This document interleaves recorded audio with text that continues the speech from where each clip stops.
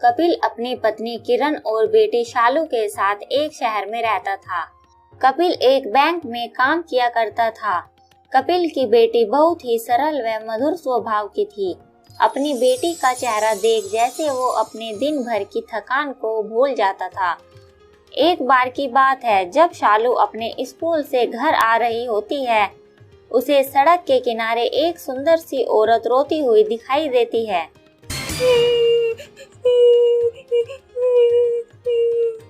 लड़की उस औरत के पास जाती है और बड़ी नम्रता से पूछती है, आंटी जी क्या हुआ है?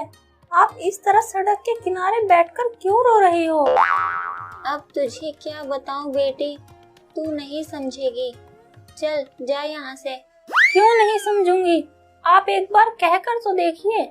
तभी वो औरत उसे कहती है, मेरे मालिक ने मुझ पर चोरी का इल्जाम लगाकर घर से निकाल दिया है। अब मैं अकेली औरत कहाँ जाऊंगी? किससे नौकरी मांगूंगी?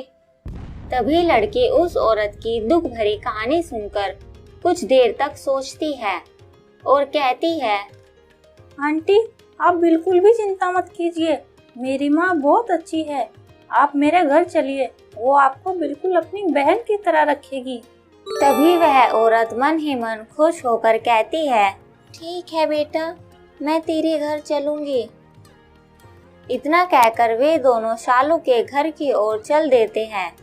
घर पहुंचकर लड़की अपनी मम्मी को आवाज मारती है, मम्मी मम्मी जरा बाहर तो आइए, देखिए मैं अपने साथ किसे लाई हूँ।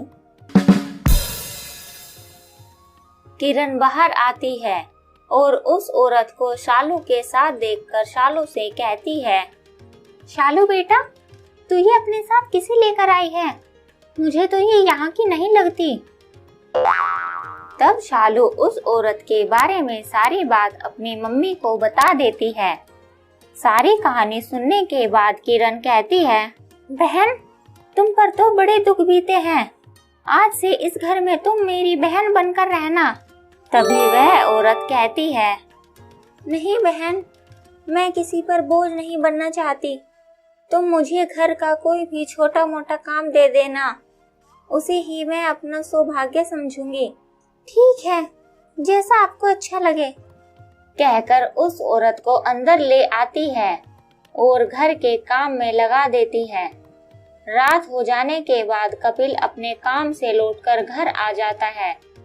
उस औरत को देखकर वह कुछ परेशान सा हो जाता है, लेकिन उसे अपनी परेशानी का कारण समझ में नहीं आता। फिर वो अपनी पत्नी से उस औरत के बारे में पूछता है। किरण सारी बातें कपिल को बता देती है।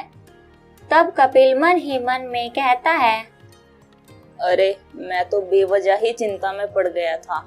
चलो अब चलकर कुछ खा लेता हूँ।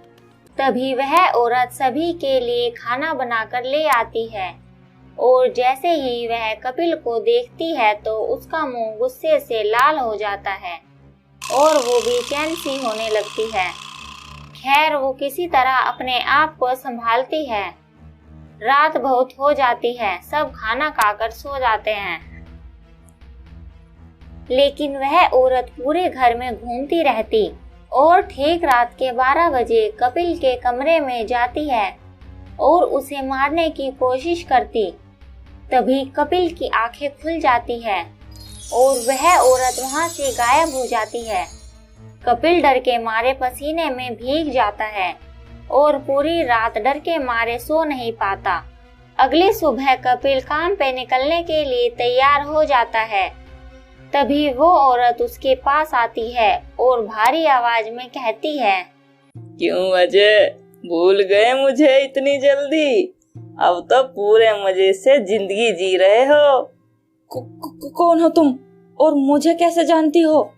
वो अपना पुराना नाम सुनकर चौंक जाता है और कहता है, मैं कोई अजय पजय नहीं हूँ, मेरा नाम कपिल है। किरण उन दोनों की बातें सुन रही होती है। क्यों जी, ये अजय कौन है? अरे तुम मुझसे क्यों पूछ रही हो? मुझे क्या पता कौन है अजय, कहकर काम पर चला जाता है और वह औरत कई बार कपिल को मारने की कोशिश करती है, अपनी कोशिशों के बार बार नाकामयाब होने की वजह से वह बहुत गुस्से में आ जाती है और एक रात वह अपने असली रूप में आ जाती है। उसका यह रूप देखकर किरण, शालू और कपिल तीनों के रोंगटे खड़े हो जाते हैं और किरण डरती हुई आवाज में पूछती है, कौन हो तुम और हमारे पीछे क्यों पड़ी हो? मेरा नाम नेहा है और मैं इस कलमुहे अजय को अपने साथ ले जाने आई हूँ। लेकिन इनका नाम तो कपिल है। ये मेरा पति अजय है, इसने मुझे धोखे से मारा है और अब तुमसे शादी करके मजे से जी रहा है। मैं इसे नहीं छोड़ूंगी। तभी शालू रोते हुए कहती है, आंटी जी, ये मेरे पापा हैं, आप इन्हें मत लेकर जाइए, इनके बदले आप मुझे ले जाइए। चुड़ैल उस बच्ची का रोना बर्दाश्त नहीं कर पाती और उससे कहती है, चुप हो जा बेटी, ठीक है, मैं तेरी खातिर इसे छोड़ देती हूँ।